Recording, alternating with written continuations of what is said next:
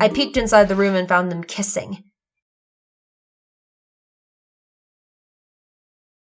It angered me to my core. With such a dangerous storm, they were doing this in school?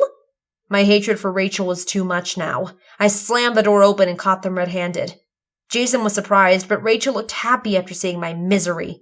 I hated her smile and everything else about her. We fought for a few minutes, and it wasn't until I screamed at Jason that he took off. He said he didn't want to see this fight now and that the storm was getting dangerous. He was right. The thunder was booming louder than ever. It must have been bad luck, because when Jason left the room and slammed the door behind him, it got jammed. I tried my best to pull, but it wouldn't budge.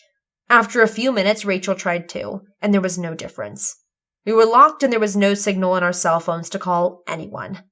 After a while, Rachel started to blame me for the situation.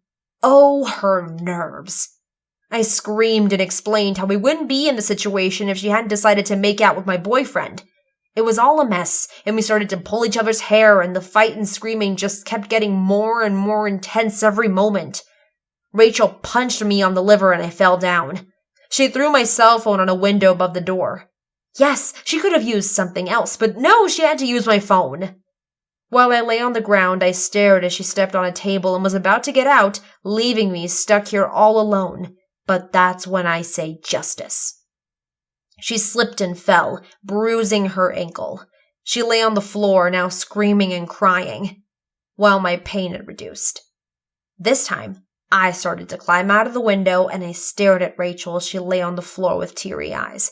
I hated her so much, and that's when I had to make the decision. There was a short circuit, and a fire had started on the opposite side of the room. I knew I wanted to leave her to burn, but I couldn't. I came down, pulled her up with me, and escaped the fire, risking my life to save her. We survived by a thread. This decision to save my enemy when I was trapped with her was so important because if I hadn't saved her, it would haunt me for the rest of my life. Even though I still hate her, I can now sleep in peace knowing I did not ruin or even end a life, even if she was my enemy.